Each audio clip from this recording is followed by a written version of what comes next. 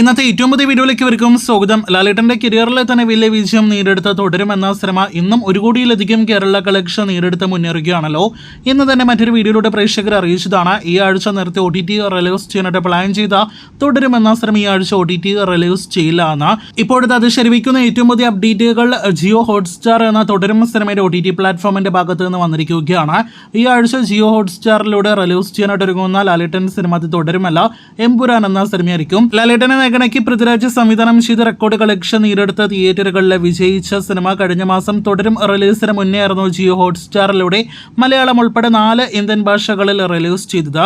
ഇപ്പോഴത്തെ റിലീസ് ചെയ്യാതെ പോയ ഒരു ഇന്ത്യൻ ഭാഷയായ ഹിന്ദി ഭാഷയിൽ സിനിമ ഈ ആഴ്ച മെയ് 23 OTT റിലീസ് ചെയ്യാനായിട്ട് ഒരുങ്ങുന്നു എന്നാണ് ജിയോ ഹോട്ട്സ്റ്റാർ ഇന്ന് ഒഫീഷ്യലായിട്ട് അറിയിച്ചിരിക്കുന്നത്. ഇതോടെ മെയ് 23 ജിയോ ഹോട്ട്സ്റ്റാറിൽ ലഭ്യമായിരിക്കുമെന്ന് നേരത്തെ റിപ്പോർട്ടുകൾ ഉണ്ടായിരുന്ന തുടരും OTT റിലീസ് ആകില്ല ഈ ആഴ്ച എന്ന് ഉറപ്പിക്കാം.